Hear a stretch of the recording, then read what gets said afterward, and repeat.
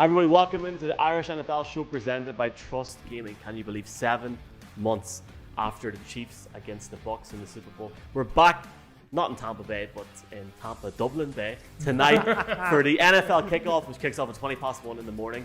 God help our sleeping patterns. The Bucks against America's team, the Dallas Cowboys. The return of Dak Prescott to the NFL after a long injury, joined by Colin Cronin, Brian O'Leary, Mark Cockerell. Boys, welcome in. Delighted to be back. Colin, delighted to be back. Absolutely. 7 months, it felt so long. I know there were so many stories during the off season, but it is so great to have real football to talk about, real tackles and real meaningful results. Brian, you texted me in May saying all you wanted was football season to come back. Here it is. How are you feeling hours ahead of kickoff? Oh, very excited. You can't beat week one. Everybody thinks the team is going to go to the Super Bowl. Everybody has high expectations, and by week 3 or 4, the realization will kick in that all those months of thinking your team is going to be really good go away very quickly. But personally, from our point of view, we've had a really, really good off-season. As I touched on, we're early in the week, 56 episodes, Super Bowl 56. We've had some great guests, you know, NFL Network, ESPN. It's been probably one of the most enjoyable off-seasons, but at the same time, you can't beat an NFL season, and we've got a great season in store.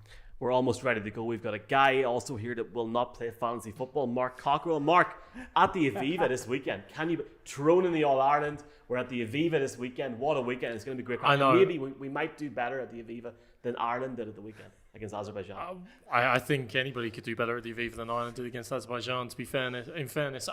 Look, it's a bit like the NFL, isn't it? 1 week you're up and 1 week you're down. 1 week Ireland nearly beat Portugal in Portugal, and the next week they scrape a point against Azerbaijan. That's the beauty of the NFL. That's the beauty now of our 17-game season. We're going to go through all the highs and lows and all of those experiences as fans in relation to it. But I'd like to give just one quick shout out before we start, Michael. Opening day of the season, opening game, obviously, with Super Bowl champions against Dallas Cowboys, have a massive following. All the razzmatazz comes out, all the spectacle, all the fun and games, and all of the excitement and everything. But we don't have all of that. But they asked for Colin Cronin's shirt, and we denied them that bit of razzmatazz. So we have our own special razzmatazz in Dublin that no one else has. Yeah, like the other way, like the Cowboys go all out. Colin has went all out today, I have to say, boys. Let's just jump right into this matchup. Cowboys go into Tampa Bay to play the Bucks. Dak Prescott back in. Let's jump on the Cowboys first. Colin, Dak Prescott coming back in after a very, very bad injury. We didn't know if he'd actually set foot in the field. I mean, he'd probably come back, but we didn't know what level he'd be at. Hasn't really done anything in pre-season, to be honest. What's your thoughts of the Cowboys going into this game? It's going to be tough because we have seen, like, obviously serious injury, but then Adam Schefter revealed that, you know, Dak, will he be 100% all season? I think that's a huge worry if you're a Cowboys fan and you hear, like, will Dak be? Because everything, I feel, is on Dak. Unfortunately, the law of diminishing returns with Zeke. Zeke was phenomenal when he entered the league. He's still a very good player, but he's not the explosive player that we probably saw previously. So tonight we're going to get to see Dak and how he can actually do. You know, the warm up, his infamous warm up. We'll see that he has brought that out in the preseason. I'm interested to see if there's any change to the mechanics of his throwing, because that's apparently one of the issues that's led to the injury. So that's probably what I'm kind of most interested to see. There are other talking points that I'll leave to the lads, especially in terms of, and Brian touched on it previously, Dan Quinn as defensive coordinator. But yeah, Dak is the talking point, I think, for the Cowboys this evening. But I just have a feeling this evening, lads. I actually think Dak Prescott is going to play really well tonight. I think the Cowboys offense is going to play really well tonight. I'll talk about the pick in a minute, but can they match this Bucks defense? The Bucks defense that came up massively in the Super Bowl. I think that's the massive talking point tonight. Brian, do you think the Cowboys have a chance tonight against the Bucks? What's their main challenge, do you think? I think the main challenge is stopping Tom Brady in a very efficient offense, and it's more so because of this defense. Like, Dan Quinn has been brought in. We touched on it last night in our season preview show. How many players have been brought in? This defense last year was one of the weakest in the league. Dan Quinn has been brought in to rebuild this defense very quickly. We also got an opportunity during the offseason to speak to John Michaud from The Athletic, and he said Mike McCarthy wasn't brought in here for a 3 or 4 year, 5 year plan. He was brought in to get the Cowboys into the playoffs and deep into the playoffs immediately. Didn't happen last year. It was a very disappointing season. The defense needs to be addressed. 14 of 21 signings were defense, 8 of 11 in the draft. It's all on Micah Parsons straight away. And for me, it's a big step up for him immediately to be, I suppose, dominant from a linebacker position. And the Bucs, I know we're going to get into, but the Bucs have brought back everybody back. Another year on for Tom Brady, who for large parts of last season, they said, was only picking up the offense. And yeah, he goes and wins the Super Bowl. So if he's picked it up now, God help the rest of the league and God help the Cowboys on the opening night. Mark, the Cowboys last year had the 5th most points per game against 29.6 and the 10th most total yards per game against 386.4 yards per game. Have they a chance? No. Frankly, no. I mean, they were porous on defense. And of course, we might see some changes in scheme with Dan Quinn. We might see some evolution in terms of how they approach things. Defensively, if both teams hit the ground running at the same time and play to their peak potential, they do not have enough weapons to keep up with the weapons that Tampa Bay have. But frankly, their defense was so bad last season, it can't really get much worse. So anything is going to be a positive in comparison. What makes me laugh about this, I've seen some of the build-up being like, oh, this is a big game and everything. And it is a big game. It's opening game. Cowboys have such a huge fan base. But if we're talking in pure footballing terms, the Super Bowl champions are a big team from a footballing perspective. The Dallas Cowboys and what they've shown us, not just last season, but for the last few seasons, are not big anymore when it comes to football. Are not big anymore when it comes to playoff potential. And are certainly not big when it comes to maybe making a Super Bowl. I mean, let's be honest, guys. The Tampa Bay Buccaneers have won 2 Super Bowls since the Cowboys last made the Super Bowl. The Green Bay Packers have won 2 Super Bowls since the Cowboys have made the Super Bowl. There are a lot of things that have happened, and Jerry Jones is still chasing, but they've a long way to go. Yeah, I was 4 years old when the Cowboys last got to the Super Bowl. Look at me now, I've got a beard and everything. Before we take our game picks, let's look very quickly at the Bucs. They bring everybody back. Colin, incredible. Tom Brady looks like he played for another 50 years. I mean, Jesus. Oh, I don't know. What's your thoughts on this Bucs, both defense and offense, going into this game tonight? Well, they're very good. Great insight there, Colin. Simple Top notch. Like, look, they are like the offensively they're good. Defensively, they're phenomenal. Shaq Barrett is for the Broncos. Like you let Shaq walk, and you brought in Bradley Chubb, and you didn't go the Josh Allen route. I talked about sliding doors moments during the season preview. There's one. I think they're going to feast. The fact that they've had another more time with Todd Bowles, who is just phenomenally talented. I think the fact that Bruce Arians is clearly brilliant as a head coach, right? He brings guys in, he trusts them to implement the plan. And on offense, they've just a bevy of weapons, right? And last year they were picking up the scheme. The big thing is Tom Brady has never had a perfect season. Tom Brady wants to hold every record that exists, okay? So while last year they got off to a slow start, I think this year, Brady's going to look at the division that they're in and say, perfect season. Yeah, why not? Let's go for it from week 1. And I imagine they're going to be dialed in. You agree with him, Colin? I do to a certain extent, but we have seen in previous years where teams start the season and a lot is expected of them as Super Bowl champions. And once they win the games, they don't necessarily light it up on the opening night. I remember last year, for example, the Chiefs, they beat the Texans, they were efficient, they didn't do anything groundbreaking. I still think Brady will have enough to run that offense and put up 24, 27 points on the Cowboys. And to Colin's point, this where I would see the Bucs defense hitting the ground running and being dominant on. Let's be honest, Dak Prescott hasn't played a game for a year. Serious injury. He's going to have some nervousness. He's going to be twitchy. We've still got the concern over whether he's fully fit. So for me, I think that defense will lead by example and win the game more so than the Bucs going up and down on the Cowboys defense. Any more in the Bucs?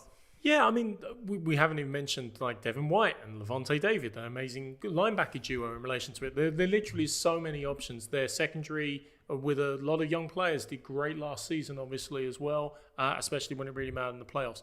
What makes me smile, I said this in the season preview a little bit, is what about the players that aren't there? What about their additions? So many teams were plugging gaps during the draft. The Bucs took Kyle Trask in the second round as a quarterback, as a developmental prospect, because it was like, we don't really have too many gaps to worry about. Their first round pick, Joe Tryon Chinukwa, I've messed that up completely. He was Joe Tryon at the draft, and he's added on. He's gone double barrel now to mess with commentators and myself. But he's a luxury pick to maybe add some additional pass rush, which is maybe one thing you could say they missed a little bit of. OJ Howard coming back for me is big. I mean, look, they won a Super Bowl with Cameron Brate and Rob Gronkowski, powerful in the run game. So in the passing game, although Gronk reminded everybody in the Super Bowl he can really catch the ball. But OJ Howard adds a new dynamic, so I'll be looking to see how he performs tonight as well. But all the weapons.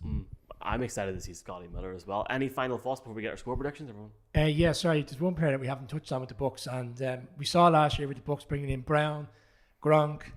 There's other players I can't think off the top of my head. It was just the Fournette, who looked like the back end of their career, and then they got re-energized because they've had opportunity to play with a great team. Gio Bernard has come in from the Bengals, a really efficient running back throughout the years there. Kind of in the background because of Joe Mixon.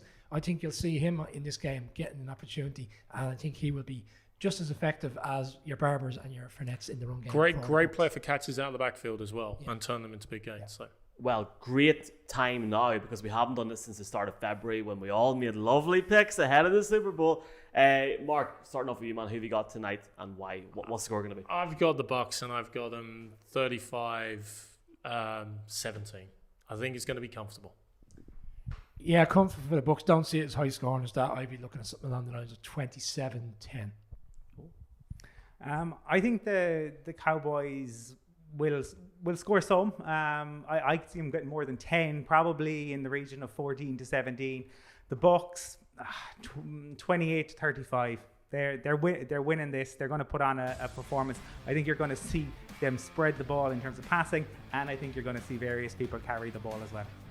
Every time I doubt Tom Brady, he comes back and laughs at me, even though I've never met the man. But I think the Bucks will win. I don't think it'll be as clear as everyone seems to think here. I think it'll be like 31-24 to the Bucks.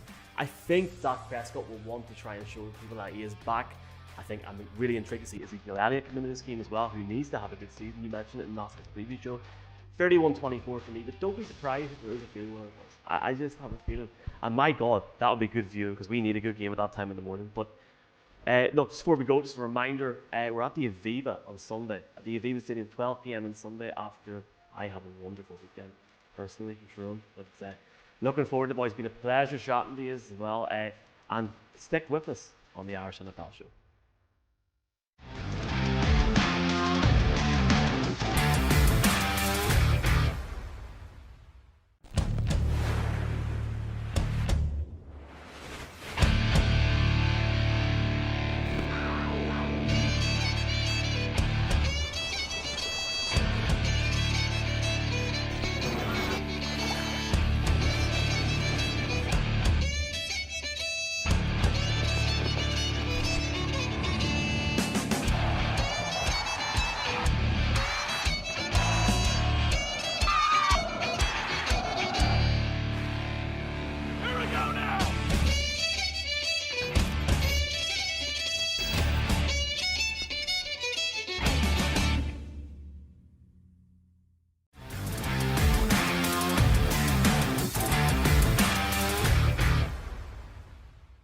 I said Shune a second ago in the Irish NFL Show, it's kickoff night. We're finally here.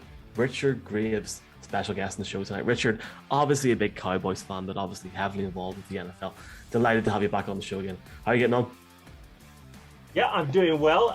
Thanks for inviting me onto the show, first of all. You guys are going on to bigger and better things. I'm glad you've got room for me. I saw a few weeks ago you had Adam Schefter on. So that sort of illustrious company. I am honoured to be part of this show, guys. Thank you very much, Richard. And yeah, we're going to the Aviva Stadium on Sunday. Hopefully, Colin, we can maybe do better than the Republic have done against Azerbaijan and countless other teams. But hopefully our performance is better. But Richard, it's fantastic to have you on.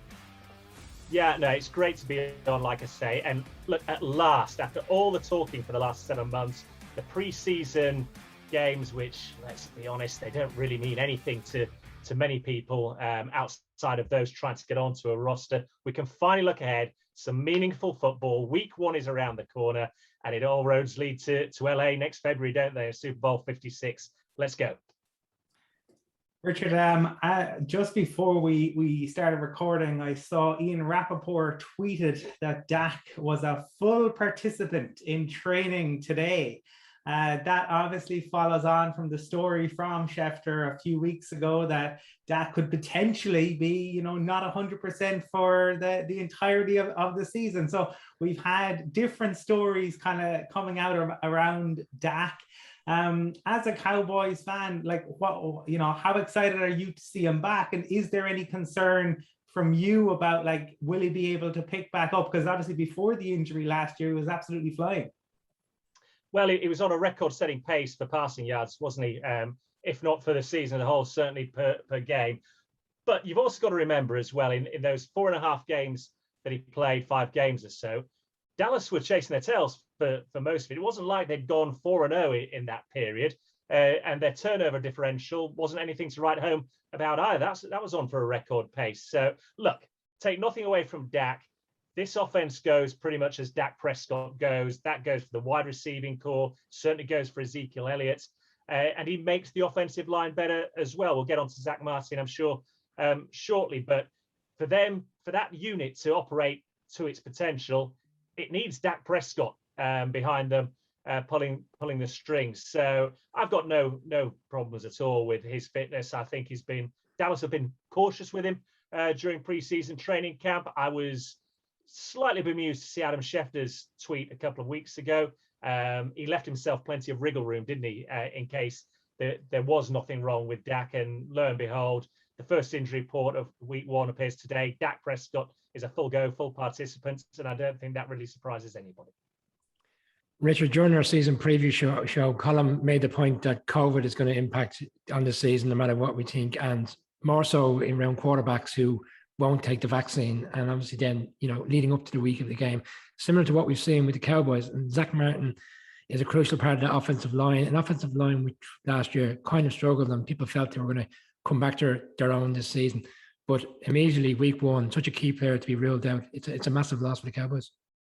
Well, you heard Ezekiel Elliott over the weekend say that he is the Cowboys' best offensive lineman, Pro Bowl guard, perennial Pro Bowl guard for Dallas, and they are unquestionably a poorer unit without him in that starting lineup. I do know he's been fully vaccinated, so the Cowboys will be hoping that points to a swift return from the COVID outbreak that he's been part of with, I think it's CD Lamb as well, and a few of the other Cowboys. I think he's the 9th Cowboy, all told, including coaching staff, now to have to go into the protocol. But you talk about last season as well, Brian, and you look at the players that were missing from that offensive line: Lyle Collins, Tyron Smith. Obviously, we all know what had happened previously with Travis Frederick deciding to retire from the game, and then halfway through the season, having already lost Dak Prescott, your starting quarterback, Zach Martin goes down with a calf injury, and bam, he's gone as well. So it's difficult to really judge the offensive line because it was so decimated last year. But certainly once Zach Martin's healthy again and back part of this line, you assume that they'll stay healthy, and you'd have to say that they're one of the top 10 offensive lines in the NFL this season, but they do need that unit to stay healthy. We're chatting with Neil Richard for fans over in Ireland about the All-Ireland final this Saturday. Obviously, well, one of the teams of County Mayo haven't won the All-Ireland in 70 years. Looking at the NFL, there's loads of teams that haven't won it in a long time or have never even got to a Super Bowl. Like look at the Browns, for example. The Bills have never won it and have got so close, but it's been a long time. Does anybody out of those teams or maybe somebody else that has waited for a while stick out to you this year as maybe real contenders, ones that you think might go on to win it? I thought you were going to mention it's 26 years since Dallas last won the Super Bowl. I'm glad you admitted that. But you'd have to say that with the offensive firepower they've got, it wouldn't surprise anybody if they made a run to the playoffs. Whether they've got enough to go all the way and win it, well, the jury's out on that. The other team, to be honest, ironically that you mentioned Neil in this, are the Miami Dolphins. I don't think they've ever been better kitted out in the last 20 years or so to make a run at it. The problem you've got is the question mark surrounding Tua Tagovailoa, and is he the franchise quarterback that everybody wants him to be. You speak to Lee Steinberg, his agent, he has no question marks over Tua's ability at all. I think for Miami, the questions really come from last season when Ryan Fitzpatrick put the team on his back and it's playing ever so well, and Brian Flores made the call to move to Tua after the bye week, and it didn't go as well as everybody hoped it would. But look, Tua will undoubtedly be better for that experience. He certainly during his college football days, he was reliable. Nick Saban can't sing his praises highly enough, and I have no reason, honestly, guys, to doubt that Tua can make that transition to an NFL quarterback. I like Tua. I'd have him in my top 15 quarterbacks in the NFL going into this season.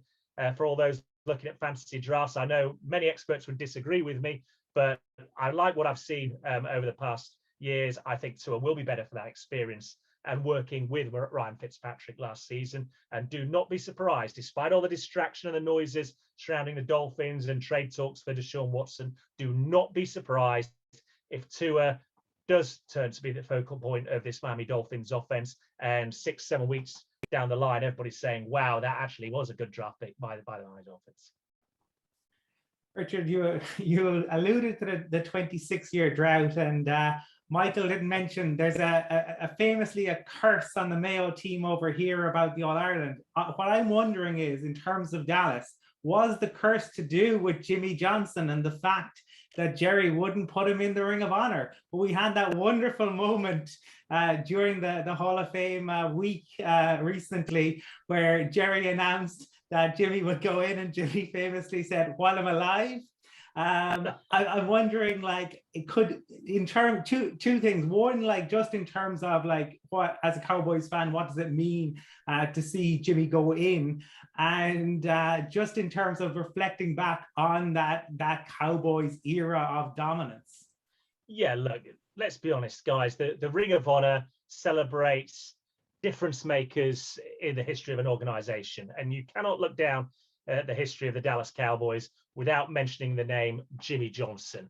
I don't think there's anybody, and I'd include Jerry Jones in this as well, associated with the Dallas Cowboys, that doesn't look back on that period in the 90s now and regret how it turned out. Jerry Jones himself said as much leading up to that Hall of Fame game last month.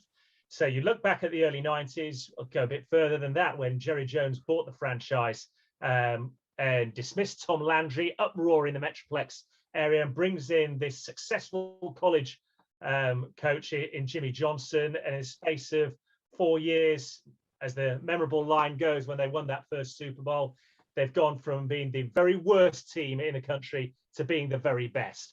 And that was Jerry Jones and Jimmy Johnson, the trades they made, the personnel they brought together. It was a perfect storm. The right ingredients all came together and converged at the right time. And the regret, and you hear it time and time again from the players involved and other people around the organization, the regret that everybody has is that they could have won more if Jimmy Johnson and Jerry Jones had found a way to just get along. It didn't happen, and I suspect that when you see what's happened in the intervening periods, that only serves to cement the legacy of Jimmy Johnson with the Cowboys, and especially since they haven't won a Super Bowl since that one in February '96. It sticks in the throat when you look at the Dallas Cowboys, the richest franchise in all of sports. And forget the Super Bowl, guys. They haven't even got to a championship game in that intervening period. And you do look at it and say, well, okay, something's got to change, and something went badly wrong in that period. Even the Jacksonville Jaguars, no offense, Jacksonville, but even they made it to the AFC Championship in that intervening period. And the Dallas Cowboys, with all their appeal, all their wealth, and all the talent they've assembled over the years, haven't been able to get there, and quite honestly haven't looked like they're even going to be close to getting there. The Des Bryant catch aside, shall we say. Richard, I suppose the storyline for Dallas this offseason would have been the Dak Prescott contract, and then obviously going into training camp, the injury, and will he be ready for week one? But I would say this team is only going to go as far as this defense takes them, and Dan Quinn has been brought in to, I suppose, recapture and build a dominant defense. And, you even look at the draft, 8 of the 11 picks went on defense, 14 of the 21 free agency signings and draft included overall were all on defense. Last year, they were in the bottom 5 in terms of the rankings. This defense this year, a lot of people feel they will be re-energized and they'll do well under Dan Quinn. And whilst people are critical of Dan Quinn for Atlanta, he was very good in his time in Seattle. So your expectations of whether he can turn it around? Yeah, for sure. I think Dan Quinn, with his reputation, of course, expectations immediately rise. But I'll be honest with you guys, this defense, I think at best can be a middle of the road defense in the NFL this season. It's an inexperienced unit. Let's not beat around the bush.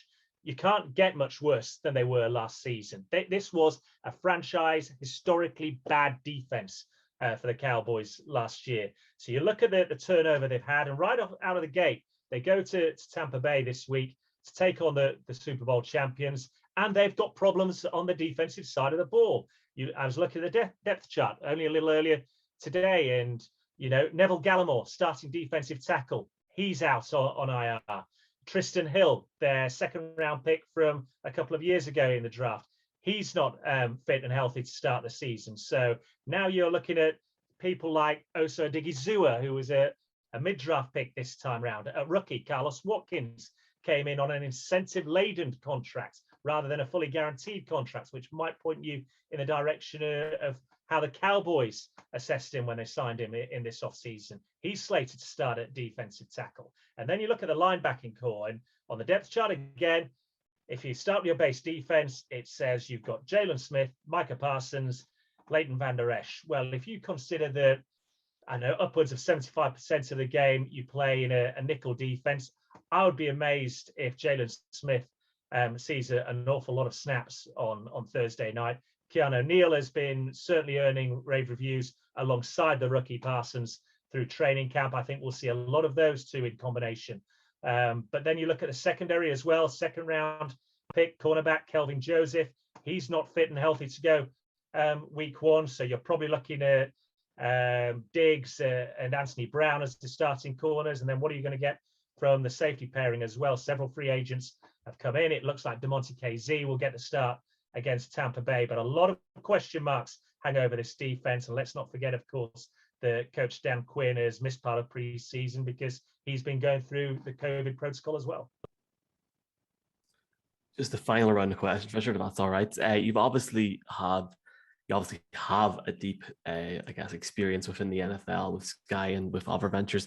Now that you're working freelance, is your plan this year to maybe sit back as an NFL fan and enjoy the season, or have you any plans yourself for the season, or is it very much right now just watch the season, watch the Cowboys get to the championship game, enjoy the fantasy league, or what's the plan at the moment? Well, obviously my fantasy leagues are all going to be a storming success. And I'd love to say, look, I'm going to sit back, guys, and just take a season in and be an armchair fan. But you can't. This game just has a way of grabbing you. So I will be working in some form of capacity during the course of the season. Nothing's confirmed as yet, but I assure you when it is, people will know about it. So yeah, looking forward to it. Of course, we've got the 2 London games coming up in October as well on this side of the pond. And yeah, we'll see what the future holds, but I've got some irons in the fire right now. And yeah, hopefully we'll be involved at some point along the course of the campaign. Richard, you touched on it a little bit in terms of the defense, but just to delve maybe a little bit more into Micah Parsons, because Peter King has him down as the rookie he thinks could have the biggest impact in the league this year. And he spent his time traveling across America this summer, going to various training camps.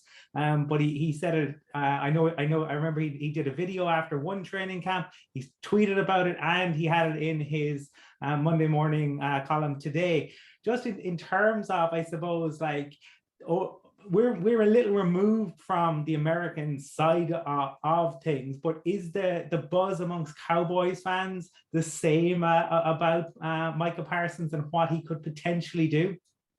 Unquestionably so. You cannot not get excited by what we've seen just in pre-season. And I'm not just talking about what we've seen on the field. It's the way he's talked and held himself off the field, the desire, the drive, the passion, the energy, which has been missing for from a lot of these Cowboys defensive units down the years. And I think what excites fans as well, watching the Dallas Cowboys and what they might have had here, is that, look, let's not beat around the bush, guys. Micah Parsons fell into their laps. They were looking to take a cornerback with that 10th overall pick. Both the top two cornerbacks went off the board. They traded back, and Micah Parsons was the best player that they had on their draft board. But it's his speed around the field. He will overcommit. There's no question about it. He will see things, and at this level, quarterbacks will draw him out of position and he'll be caught out of position. But the exciting thing for Cowboys fans is he will also make plays. He's going to be a difference maker on the field this season, without question. And it's the utility he brings to the defensive side of the ball as well. He's not just a linebacker. He can be used to rush the quarterback and bring pressure. And he'll be good in coverage. He's the type of guy that can follow slot receivers, tight ends as well down the field. So he's a bit of a chess piece. It'll be interesting to see how he fits in, but I will not be at all surprised if even 3-4 weeks from now, we're talking about this rookie as being the best player on the Cowboys defense. And that's taking into account the DeMarcus Lawrences of this world as well. I really think he's that good. And yeah, Dallas Cowboys fans, you've got every right to get excited about this one. Richard, just looking ahead to Sunday's week 1 slate of games, is there any particular game that you're supposed to have a key eye on, this, outside the red zone, one game that you're thinking about, and any particular storylines in week 1 that you're interested to see? Yeah, I don't think anybody that follows the NFL can get away from the story surrounding the New Orleans Saints. Obviously, Hurricane Ida has had a great impact on the state of Louisiana. And for somebody like me, I know it's now 15, 16 years ago, but Katrina still seems fairly fresh in the memory when they had to play the whole season outside of the Superdome down there. Well, they've spent the last couple of weeks training in Dallas and using AT&T Stadium. Their week 1 tie is going to be in Jacksonville. They can't use AT&T because I think they've already got a music event scheduled in for the stadium this weekend. So they're going over to Florida to play in Jacksonville. The Green Bay Packers are in town, and you've got to say that, aside from the upheaval of having to, because the organization in New Orleans has paid for the players' families to travel with them as well. So aside from that upheaval, you're now losing home field advantage against one of the top teams in the NFC. It's a lot to take in. You've got to feel for the Saints, but Sean Payton says that they have a contingency plan, and this is all part of it. They've obviously not got Drew Brees at the helm anymore. The irony being, of course, that he came into the Saints following Katrina, and between him and Sean Payton, they helped rebuild the organization and rebuild the community around there. So it's going to be famous Jameis at the helm for week 1, but I'll certainly be watching on with interest to see how that one pans out. Just finally, Richard, before you come on, we all give our pick for tonight's game. Everybody, I think, went with the Bucks. I did say the Bucks, but I said it would be close. I think it might be maybe a field goal or a touchdown in it. I think Dak Prescott might come in a bit more than people expected him to in this first game. What's your thoughts on this game tonight? I know you're probably going to say the Cowboys are going to win, but what's your thoughts on who's going to get that? Who's going to get the win? Well, my heart says Dallas. My head says not a chance. I think the Bucks come out with a victory in this, and I'll tell you why. It's because they're returning all 22 starters. I think you've got to go all the way back to 1976, I want to say, and the Oakland Raiders, for the last time a team returned all their starters, and they won their week 1 game. I think they went something, I don't know, they had a winning record of 11-3 or whatever it was back then, how many games they played in the season, but they didn't go on to win the Super Bowl. Now, I think there'll be probably parallels with this Bucks side, because they're not my tip for the Super Bowl. I do think they caught lightning in a bottle last time around, but equally, notoriously now, given the way preseason is, I think defenses struggle straight out of the gate in week 1. So I would expect plenty of points. I think you've got 2 offenses that know how to find their way to the end zone, and I think we can see something of a shootout in Tampa. But ultimately, I do think the Bucks win this probably by a healthy score. Yeah, it's just so good to have football back, Richard, as you said. So no matter what way this plays out, I think everyone's going to be happy that after 7 long months, we get real football. It's always a pleasure to have you join us on the show, and wish you continued success with RDG Media. And look, hopefully we can have you on again over the course of the next few months, and we can see how Micah Parsons is getting on. Yeah, absolutely would love to, guys. As you say, it's RDG Media, should I say, .uk. But I always have a blast talking football with you guys. And yeah, like you, it's been 7 long months. Let's get back to some competitive action. And there will be countless storylines, no doubt, this time next week as we try and unravel what's happened with week 1. And there'll still be a couple of games left to play.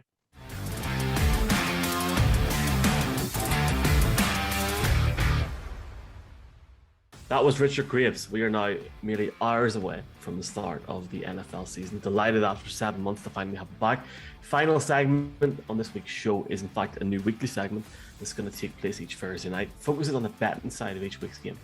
And I guess it gives a different slant to what we usually do as well. We're going to try and work out where all the money is going each week, and we're going to be joined every Thursday night by communications manager Aidan O'Sullivan from Matchbook.com, the Matchbook betting exchange. Aidan, first of all, a massive welcome to the Irish NFL show on the first night of the season. Thanks, guys. Delighted to be along, watching you guys from afar for the last couple of weeks and months. Every time I go on Twitter, you're making a new announcement on a new venue, some new promotion, brand new guests. You guys are doing terrific, and yeah, very much delighted to be associating our brand Matchbook.com with yours. I think it'll be a very good fit. Ian, have to say, like having somebody with that accent on the show. It's good to usually Brian and Michael, have me outnumbered, but here we are. Look, I suppose in terms then of Matchbook, it's not like a traditional kind of bookmaker. Can you give us a kind of a guide in terms of about Matchbook, and especially in terms of NFL betting? Yeah, I think we'll be here all night explaining what the betting exchange is, but it's pretty simple, to be honest. You're essentially getting better value. And in all honesty, you go to Aldi, you go to Lidl, you get better value on different goods that you wouldn't get at Dunnes Stores. No name dropping there, but that's what we offer. We offer pretty good liquidity as well, so you'll always be able to get your bet down, which generally sometimes doesn't happen with some people. If they're very successful gamblers with different companies, they sometimes don't be able to get as much down. But yeah, no, generally we'll be best price across the board, especially on Sunday. Before kickoff. So yeah, there isn't too much to it, but best price generally, and you can't eat value at the end of the day.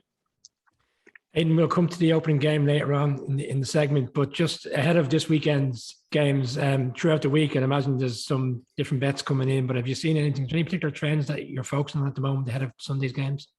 Yeah, it's funny, like on our own podcast, we would always generally advise people to get on early in the week. I think that's kind of changed this year to a certain extent with many of the teams, with the whole COVID thing going on and whatever else. I mean, you look at teams like the Baltimore Ravens, Buffalo Bills, whilst we're looking at the Minnesota Vikings, Indianapolis Colts, all their quarterbacks, we're led to believe currently at the time of recording that they're unvaccinated. So those guys are tested every day. One of them fails a test and they're potentially out for the game. And that makes a big difference to the betting markets within each game. So I would be very much keeping an eye on these teams in particular, and maybe waiting until Sunday to have your bets. But again, that probably goes again contrary to what we said in previous years of getting your money down. But hey, new normal and all that. Obviously, it's interesting. Yeah, you're saying there, Aidan, obviously to maybe look at betting on the same day, because there's so many players. And even ones that we don't know about yet that haven't been vaccinated. I think that is going to change with time as well. So it'll be interesting to see that there. Does anything stand out so far in terms of notable line moves for yourselves? Yeah, and there's been some decent enough line moves. Again, week 1 of the NFL season, I think bettors are generally kind of wary of, getting too involved. And, you want to see a couple of weeks, have a bit of a sample size to kind of get stuck into. The Bills was a big move. We saw a lot of money for the Bills in the last couple of days. They opened at -5.5 point average, which means your bet wins if it covers by 6 or more. But they got up to 7 at one stage a couple of days ago. There's been a small bit of sport back for the Steelers, but a lot of bettors I've chatted to, both stateside and this side of the Atlantic, they're liking the Bills this year. And a team that, funnily enough, this might speak to one or two of you guys, the Broncos, they're very getting a lot of support with a lot of big syndicates and professional bettors. I'm not totally sure. I don't fully see it, but week one, obviously the Giants have a few injuries that we've seen a lot of support. They've been bet up to -3 currently. Again, Teddy Two Hands or Teddy Gloves or whatever his name is. So he's in there and he's obviously a steady quarter. Yeah, Two Gloves. Yeah. I couldn't get it out of my head, but yeah, he's obviously a very steady quarterback, and in these situations, bettors generally like to go with someone over him, as maybe opposed to Daniel Jones, who's a bit more flaky. The Packers against the Saints, again, it was a tricky one there with Hurricane Ida in the last couple of weeks. That fixture was moved to a neutral venue at Jacksonville. That will always have a big impact on the line, especially with the New Orleans home advantage in that Superdome there. So the Packers opened about -1 a couple of weeks ago. Jameis Winston obviously got installed as a starter with New Orleans, and to be honest, that didn't give any of the main bettors and the betting groups any bit of support or any bit of confidence in famous Jameis. So they're the big two or three moves that we've seen thus far today. I suppose, Aidan, we've talked maybe there about some of the uncertainty or some of the moves that maybe aren't making sense in terms of a banker for the week. Oh, you're asking a week one banker. Not too many of those around. Putting you on the spot. Yeah, but you know what?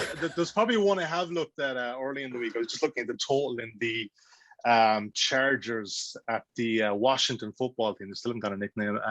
It's 44.5.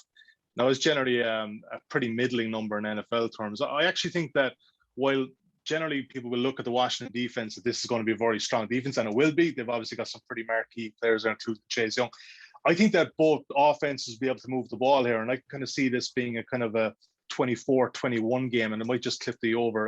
It's not going to be a big bet, guys. Week one of the NFL season, we very much extol the virtues of protecting your bankroll as we head into week two. And we got an extra regular season week this year, so let's be careful with that.